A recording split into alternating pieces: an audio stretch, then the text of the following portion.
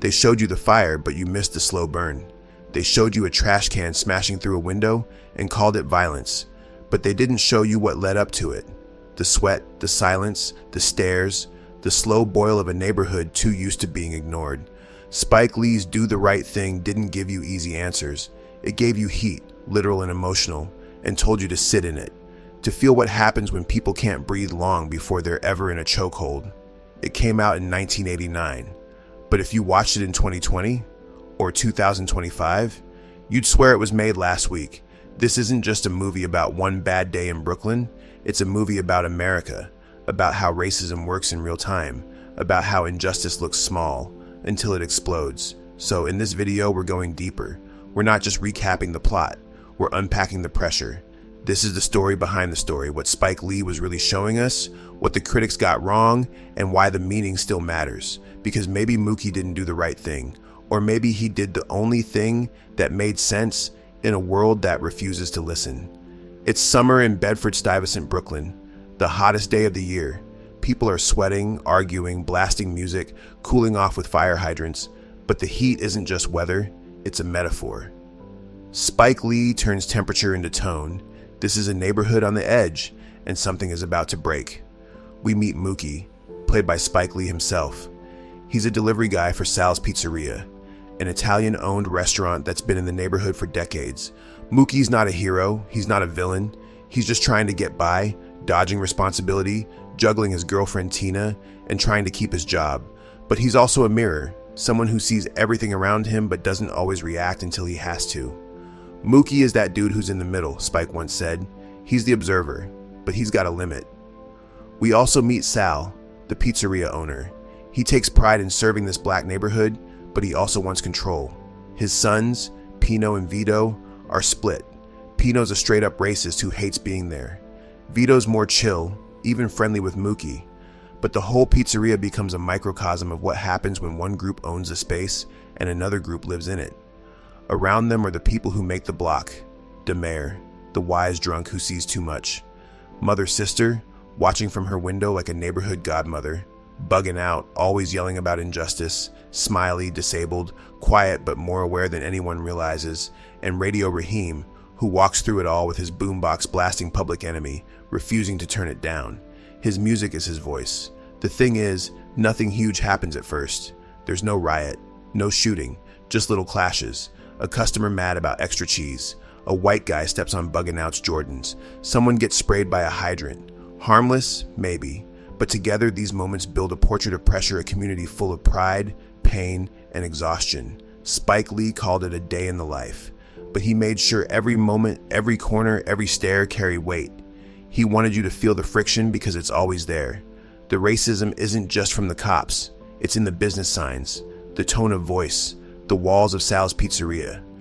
You don't have to show a lynching to show racism, Spike said. Sometimes it's in who gets to speak and who gets ignored. By the end of this chapter, the heat is unbearable, and no one's really said what they're feeling yet. But that's exactly why it's dangerous. Because silencing the heat is just another way of saying, this is about to explode. At first glance, it's just a wall, a row of Italian-American icons, Frank Sinatra, Al Pacino, De Niro, decorating the inside of Sal's Pizzeria. But to Buggin' Out, it's more than just photos. It's a reminder that even in a black neighborhood, black people don't own the space, not physically, not culturally, not even visually. So when Buggin' Out demands to know why there are no brothers up on the wall, he's not just talking about decor. He's talking about representation, about presence, about who gets to be honored in a space that profits off black dollars. Sal says, "I built this place with my own hands." That's power, said Spike Lee. But who built his success? The people buying those slices.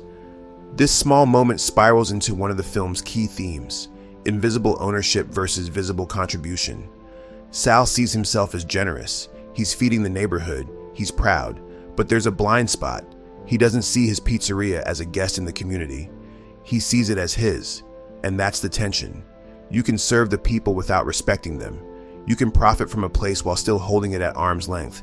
And to Buggin' Out, that wall says it all. No Malcolm, no Martin, no Eddie, no Aretha, just Italians, just them.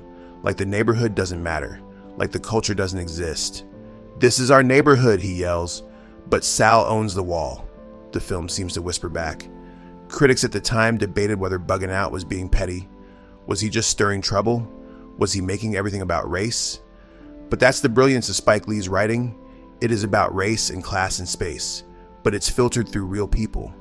Bugging Out isn't a protester with a slogan. He's a dude who wants to see his people reflected in the place where he eats every day. And Sal? He reacts like a lot of well-meaning gatekeepers do when they're challenged. First, he brushes it off. Then, he gets angry, defensive, threatening. He sees the request not as a dialogue, but as a challenge to his authority. And maybe it is, because that's the question.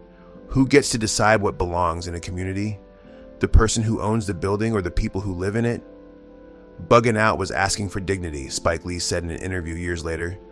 But America doesn't like when black people demand dignity. It makes people uncomfortable. By the end of this chapter, the Wall of Fame is still there. Nothing's changed. But the tension has doubled. Sal isn't just a pizza shop owner anymore. He's a symbol. And Bugging Out isn't just yelling. He's pointing at a deeper truth. This isn't about pictures. It's about power. Who has it? Who doesn't? And what happens when that imbalance finally gets called out? This is the scene people never stop arguing about. The moment Mookie throws that trash can through the pizzeria window. Not at the cops who just killed Radio Raheem. Not at the system, but at Sal's pizzeria. It divided critics, confused audiences, and forced the question Spike Lee wanted us to wrestle with. Was that the right thing? On the surface, it looks like betrayal.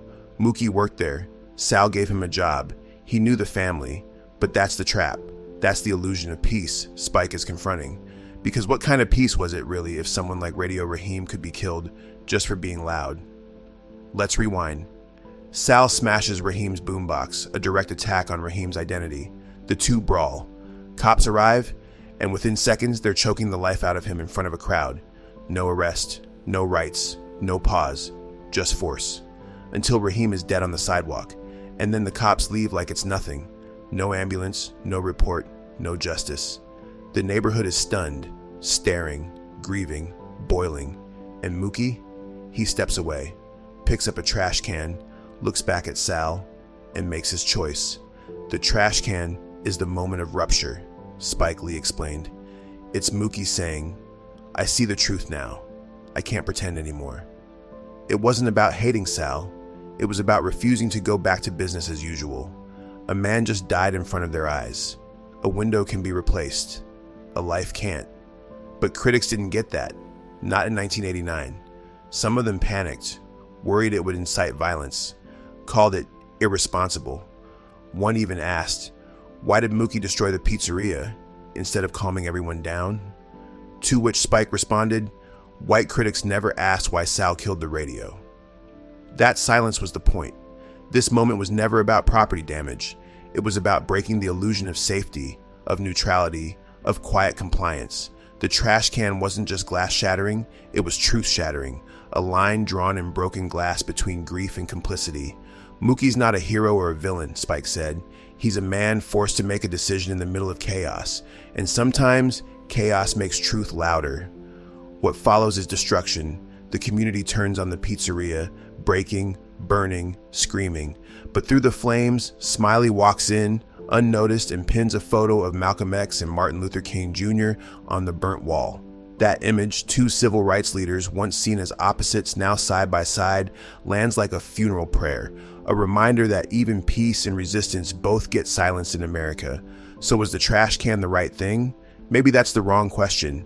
Maybe the real question is, what do you expect people to do when their lives are treated as disposable, but windows are sacred? When Do the Right Thing hit theaters in 1989, it wasn't just reviewed, it was dissected, feared, and misunderstood.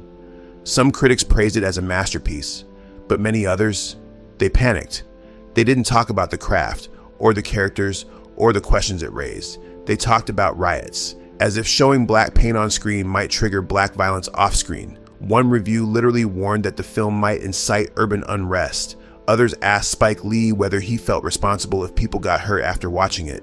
I was shocked, Spike said later. Nobody asked if Sal did the right thing. They just asked if I did. This wasn't just critique, it was coded fear. The idea that black anger, even fictional, was dangerous. That art reflecting injustice was more threatening than injustice itself. Think about that. A film shows a man choked to death by police, and the reaction is, what if people get mad about this? That reaction says everything. Spike Lee answered with the ending. 2 quotes, back to back. One from Martin Luther King Jr., one from Malcolm X Dr. King, violence as a way of achieving racial justice is both impractical and immoral. Malcolm X, I don't call it violence when it's self-defense. I call it intelligence. Those lines weren't just tacked on, they were the emotional and political aftermath, the philosophical core of the entire film. 2 visions of black resistance, 2 strategies for survival, both real, both relevant, and both misunderstood. I put both quotes at the end because I didn't want to tell people what to think, Spike said. I wanted to show the complexity. The complexity critics didn't want to face. To many white viewers, Sal was the victim. His shop was destroyed. His face showed pain. But to black audiences, Sal wasn't innocent. He smashed the radio, he screamed racial slurs, he fed the community, sure, but the moment his authority was challenged, his mask cracked. That split in who people related to exposed the very racial lines the movie was about. Even President Obama spoke on it decades later. When asked about his favorite movies, he named Do the Right Thing. He said he still didn't know if Mookie did the right thing, but that's what made it brilliant. It forced you to wrestle with morality in a broken system. That's why Spike made this film, said film scholar Mark Reed, to stop letting America pretend there's only one kind of right thing.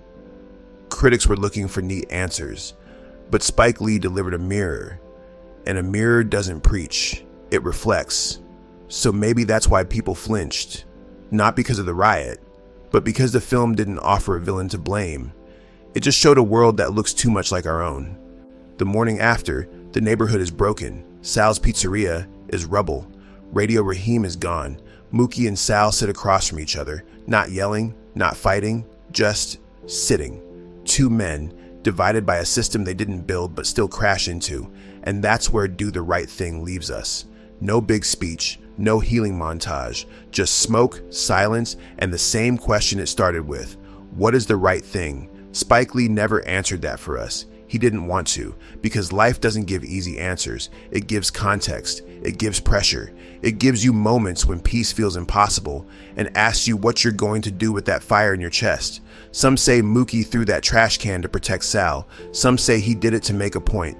Others say he was done pretending. But maybe this was never about Mookie. Maybe it was about us, watching, choosing what we see, deciding who we listen to, and asking ourselves, if this happened in our neighborhood, would we even notice until it was too late?